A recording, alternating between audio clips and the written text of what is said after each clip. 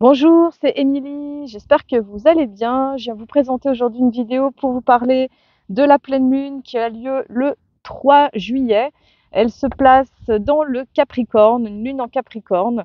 Nous avons commencé la lunaison le 17 juin, nouvelle lune en Gémeaux, Soleil-Lune en Gémeaux donc, et une pleine lune qui se trouve dans l'axe Cancer-Capricorne, puisque depuis le 21 juin, nous sommes passés dans l'énergie de l'été et donc du soleil en cancer qui, avec justement post-apogée de la lumière, nous intégrons les émotions, les énergies, tout ce qui a été mis en place depuis l'équinoxe de printemps, depuis même le solstice d'hiver. C'est une période qui demande quelque part à regarder finalement ses émotions, sa sensibilité, de prendre soin de son univers intérieur et imaginaire pour aussi apprendre à se ressourcer, parce que souvent une nouvelle lune dans l'énergie du Gémeaux est souvent effervescente, remplie d'actions, avec beaucoup d'événements, hein. On est souvent en fin d'année scolaire, enfin qui souvent comporte beaucoup d'actions et beaucoup de mouvements. Alors justement, donc tous ces mouvements qui ont été initiés avec la nouvelle lune Gémeaux, avec cette pleine lune Capricorne, ça va demander quelque part de s'engager, de faire un choix dans la direction qui nous est demandée, proposée, hein, parce que c'est vrai que le Gémeaux, signe d'air, mutable, propose un panel d'options, d'expériences, de propositions, et l'énergie Capricorne, qui est une énergie, on va dire, beaucoup plus mature, beaucoup plus responsable, invite à discriminer, c'est-à-dire à faire un choix au niveau de ce qui a été semé ou expérimenté, et de garder le cap finalement d'une forme de sagesse, une forme d'intériorité. Parce que c'est vrai que là, le Capricorne, son maître, c'est Saturne, qui se trouve dans le signe du Poisson et qui est passé rétrograde, c'est-à-dire qui recule dans le zodiaque depuis justement la nouvelle lune, depuis le 17 juin. Donc, c'est un temps pour intégrer tout ce qu'on a appris et compris avec ce Saturne qui est passé dans le signe du Poisson depuis début mars, ce qu'on est venu expérimenter, ce qu'on a eu besoin d'intégrer selon justement où se place le Poisson dans notre signe, dans notre thème astral, je veux dire, dans quelle maison ça vient nous faire expérimenter la vie. Et là, justement, c'est le temps de tirer des leçons de sagesse. Et parfois, ça fait revenir des fois des situations du passé pour mieux les intégrer, pour mieux les digérer. On a aussi depuis, je reviens un petit peu en arrière, mais depuis le 12 juin, Pluton qui est retourné dans le signe du Capricorne. Après avoir fait son passage dans le Verseau du 27 mars jusqu'au 12 juin, hein. Du coup, elle a rétrogradé le 22 avril, hein, parce qu'elle passe beaucoup de temps à reculer. Elle nous a montré justement cette énergie du Verseau, cette poussée dans l'air du Verseau, avec des nouvelles propositions, une nouvelle manière d'être, d'exister, plus en lien avec une forme de liberté, d'autonomie. Et là, elle retourne dans le Capricorne. Alors, dans le Capricorne, elle vient nous faire travailler justement sur nos structures intérieures, peut-être les structures qui ont encore besoin d'être transformées, transmutées. Ça peut représenter aussi tout ce qui est en lien avec l'État, avec le gouvernement, avec les structures extérieures. Et le fait de son retour dans le Capricorne, hein, jusqu'en janvier 24, hein, donc on en a encore pour plusieurs mois, justement dans cette digestion de ces paramètres anciens, de voir comment on les a traités, comment on les a réglés. Alors voilà, c'est l'occasion justement de voir où on en est. Et comme je dis souvent, quand les planètes reculent, parfois c'est le retour de situations anciennes pour justement prendre du recul avec elles et amener justement cette notion de sagesse, de discernement par rapport à nos expériences. Alors, voilà, je vous montre la carte du ciel en papier. Donc, nous avons un trigone avec Saturne au moment de cette lunaison, pleine lune, et on a aussi un sextile à Jupiter. Alors, donc je vous parlais tout à l'heure des leçons de sagesse aussi de Saturne. Donc, un trigone à Saturne, c'est une lunaison, enfin une pleine lune, parce qu'une pleine lune, finalement, c'est assez court. C'est 3 jours avant, 3 jours après. C'est une ambiance qui marque un point culminant d'une croissance qui est à son paroxysme. Et dans l'énergie de Saturne, justement, ça va être de pouvoir construire pour du durable, de savoir écouter son intuition, d'écouter son ressenti, de prendre le temps finalement d'aller à l'intérieur de soi, d'aller écouter pour amener les leçons de sagesse, pour mieux intégrer finalement les leçons de la vie et pour pouvoir écouter avec sérénité, avec sagesse ce qui est proposé. Donc on a aussi Mercure qui est en Cancer, qui se trouve proche du Soleil. Et ce Mercure en Cancer, c'est une façon de communiquer, de parler qui est plus intérieure, qui est plus sensible, plus en lien avec l'univers des émotions, de l'eau, hein, de le eau qui frémit, cette eau matricielle, donc qui est très propre à l'imagination. Je dirais que c'est important de se donner du temps aussi pour pouvoir rêver, pouvoir prendre du temps. Pour certains, ça va être le temps des vacances et puis de sentir finalement les choses au-dedans. Parce que je ne sais pas si vous vous souvenez, au moment de la nouvelle lune, effectivement, Mercure était en carré avec Neptune et pouvait amener du flou dans les idées, dans les pensées. Ça pouvait amener un petit peu à la fois des contradictions, des illusions, le besoin de régler les choses et puis d'écouter finalement sa sensibilité, mais de se laisser du temps dans son intériorité pour mieux comprendre et discerner les choses. Alors, on a aussi donc Jupiter qui est en Taureau, hein, comme je vous disais, qui est au sextile de cette lunaison. Donc, il y a une idée aussi de croissance, il y a une idée aussi d'expérimentation dans l'ancrage, dans le fait de grandir, dans le fait de construire.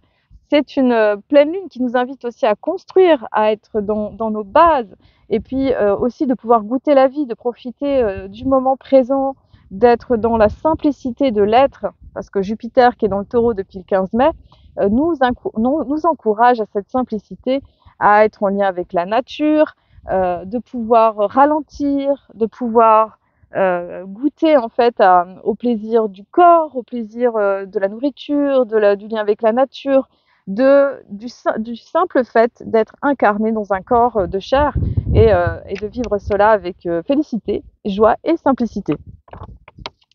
Alors, qu'est-ce qu'on a d'autre au moment de cette pleine lune? Donc, on a alors l'aspect qui est très important du moment. Alors, donc, nous avons Mars et Vénus qui sont dans le Lion. Mars et Vénus dans le Lion. Donc, Mars est dans le Lion depuis le 21 mai. Vénus l'a suivi juste après. Vénus court après Mars. Elle essaie de le rattraper et ça ne se fera pas parce que effectivement Mars va continuer d'avancer et puis Vénus va reculer dans le zodiaque. Donc là, on est au cœur du sujet qui a besoin d'être exploré. Donc Mars et Vénus, donc c'est ce couple mythique entre Mars, le désir, Vénus, la manière d'aimer, et les deux se retrouvent ensemble. C'est des aspects qui sont pas arrivés depuis l'année dernière. Ça s'est fait en 2022 dans le Capricorne, dans le Verseau, dans le Poisson, et ça a commencé aussi en Bélier, mais après ça s'est vite délité. C'est vrai que l'énergie dans le Lion, elle est très très feu. En plus, on est au cœur de l'été, qui est une saison feu extrêmement yang, hein, on est dans le moment yang de l'année, où il y a de l'énergie, il y a beaucoup de soleil, il y a beaucoup de lumière. Et justement, elle met un focus, Mars et Vénus, sur cette énergie du désir, de l'amour, des relations, du désir physique aussi, et de voir quelle place ces notions-là ont dans notre vie. Alors, selon nos expériences qu'on a à vivre, parce qu'on n'a pas tous les mêmes à vivre, donc pour certains, ça va être des situations de relations passionnées, pour certains, ça va être dans la créativité. C'est un aspect qui demande vraiment de canaliser son énergie créative, son énergie de la Kundalini, et de la mettre au service de quelque chose de plus grand, parce qu'il y a un espèce de feu là, extrêmement fort, extrêmement puissant. Et donc cet aspect avec Mars et Vénus en Lion, il va durer jusqu'à peu près mi-juillet, autour du 11 juillet, 14 juillet à peu près. Et ils vont pas se retrouver, c'est ce que je vous disais, parce qu'après Mars va passer dans la Vierge et Vénus va rétrograder le 24 juillet. Donc en fait, en ce moment, le travail qui nous est proposé, hein, assez karmique, on va dire, où il y a des notions à comprendre par rapport à notre vie relationnelle, vie amoureuse, qu'elle soit vécue ou pas, en fait, selon ce qu'on traverse. Et tout ça est agrémenté aussi, je dirais, de cette lune noire, Lilith, qui se trouve dans le signe du Lion et qui vient justement pimenter le tout.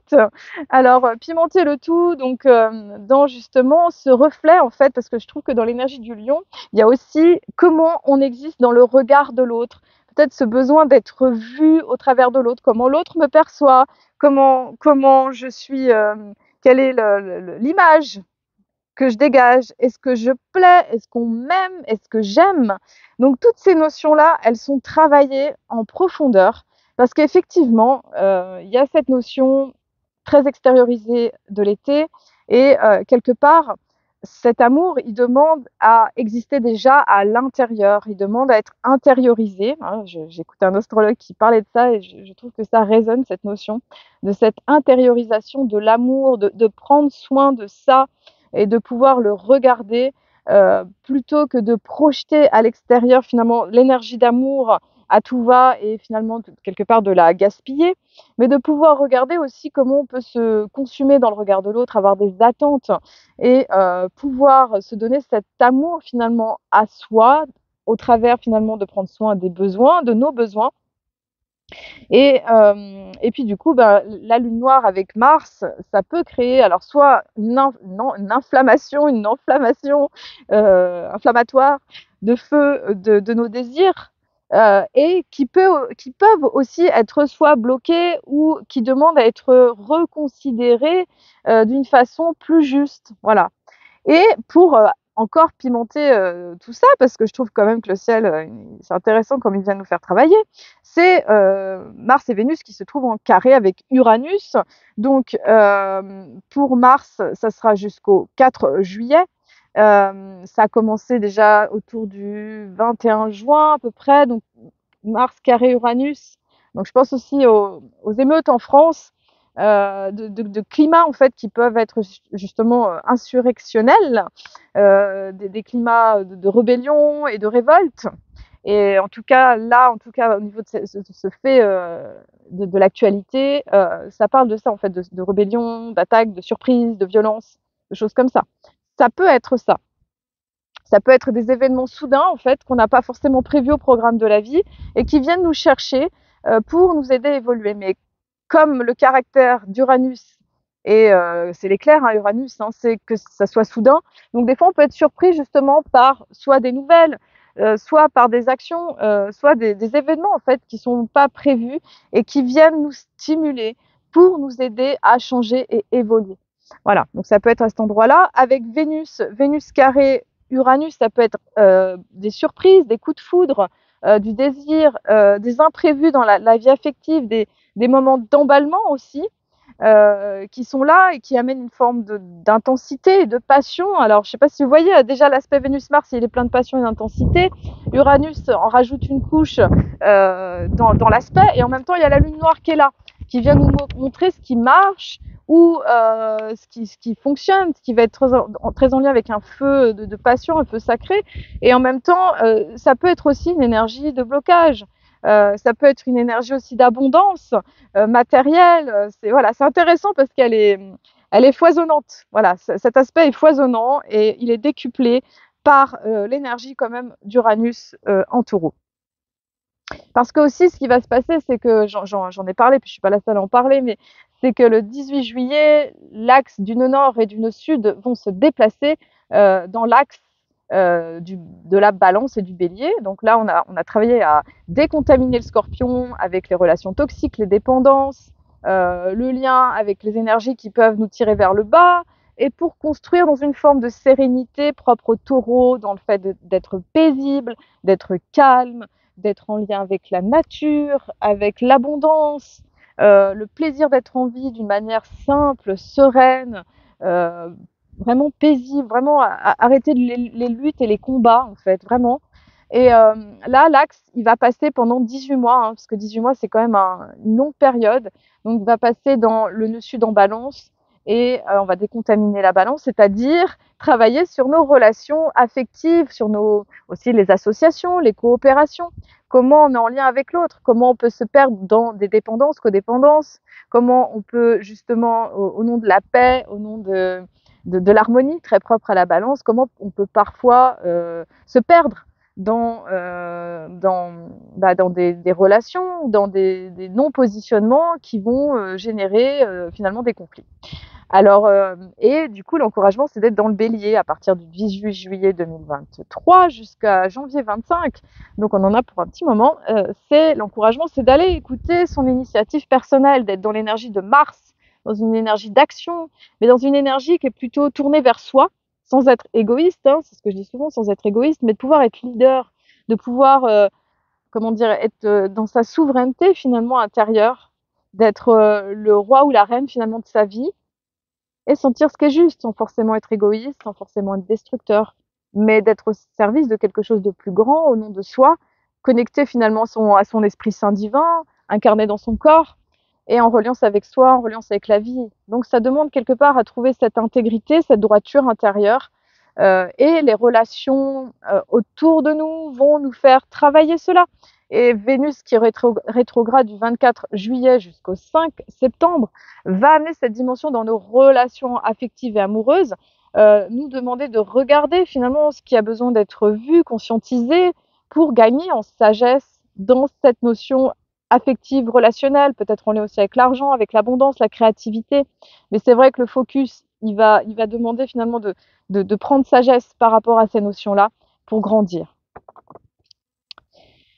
Alors, qu'est-ce que nous avons d'autre? Alors déjà le 12 juillet, donc avec Amélie Chenot, on vous propose un atelier de Luna Project à Évire, au bord de la rivière, pour profiter et célébrer les énergies du cancer, des énergies de l'été, des énergies d'abondance, de repos, de prendre soin aussi de sa créativité. Et moi, je vous ferai une lecture de votre thème astral et des énergies actuelles pour comprendre comment cela impacte notre vie et comment ça joue sur notre quotidien, sur nos propositions que la vie nous donne pour nous aider à grandir aussi chacun dans nos expériences en fait parce qu'on a tous la Terre est un monde un peu de dualité quand même et on est souvent mis au défi pour justement grandir et ces expériences on va dire sont jamais les mêmes d'un moment à l'autre de notre vie et je trouve que c'est intéressant de pouvoir décoder et comprendre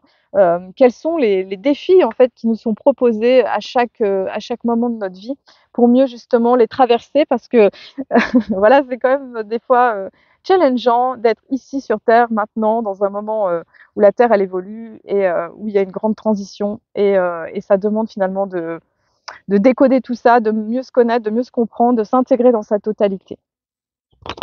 Et puis donc dans le calendrier Maya galactique, donc nous sommes dans la dernière lune. C'est la lune cosmique. Elle a commencé le 27 juin et elle se terminera le 24 juillet parce que nous terminons l'année Maya finalement. On aura le 25 juillet le jour hors du temps, le jour du grand pardon, pour nous aider à faire la transition vers le nouvel an qui sera le 26 juillet.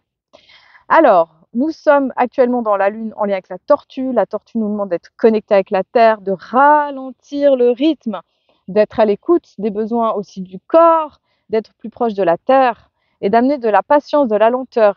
Et le 13, le cosmique, amène justement le saut quantique qui permet finalement d'intégrer ce qu'on a expérimenté toute cette année de la lune rouge auto-existante. Depuis le 26 juillet 2022, nous sommes dans l'année de la lune rouge auto-existante qui nous demande de purifier. Hein. On fait que ça. Hein. On est sur un plan dimensionnel qui demande de transmuter finalement nos ombres, de les transformer en lumière, d'intégrer tous ces changements vibratoires parce que c'est ce qui se passe sur la planète Terre. Et la lune cosmique, elle nous demande de prendre finalement un peu le recul par rapport finalement à tout ce qu'on a expérimenté depuis toute cette période. Alors peut-être ça peut être intéressant de faire le point sur un petit peu les défis qui ont été traversés et de voir quelque part ce que vous avez remporté, j'ai envie de dire, ce que vous avez compris, ce que vous avez appris, là où vous avez évolué, comment vous avez changé, comment vous vous êtes transformé dans cette période qui est presque d'un an. Et puis, donc, on est dans l'onde de la graine jaune du 26 juin au 8 juillet 2023. Et l'onde de la graine, elle nous demande d'être dans nos projets, de semer des graines, des intentions, des objectifs en fait qui sont en lien avec ce qui est précieux à notre cœur, pour notre vie, et semer finalement l'énergie nouvelle, de créer, d'être dans cette créativité propre finalement au feu sacré pour amener du nouveau. Et puis aussi, nous sommes dans la deuxième série de portails d'activation galactique. Vous savez, c'est des jours où les énergies cosmotelluriques sont particulièrement intenses. Et ça, c'est du 28 juin au 7 juillet. Donc, on est dans une série de portails. Donc, souvent, l'énergie, elle est exacerbée, elle est plus intense. Ça demande d'être aligné parce que voilà, les énergies sont fortes, que ça soit dans un sens ou dans un autre. Donc, dans ces moments-là, ça demande de se centrer, de s'aligner, de revenir au centre, de s'écouter pour prendre soin de soi. Voilà, je vous souhaite une belle pleine lune en Capricorne dans cette énergie de ce bouc des montagnes, dans cet alignement, dans cette intégrité, dans cette justesse, dans cette responsabilité intérieure.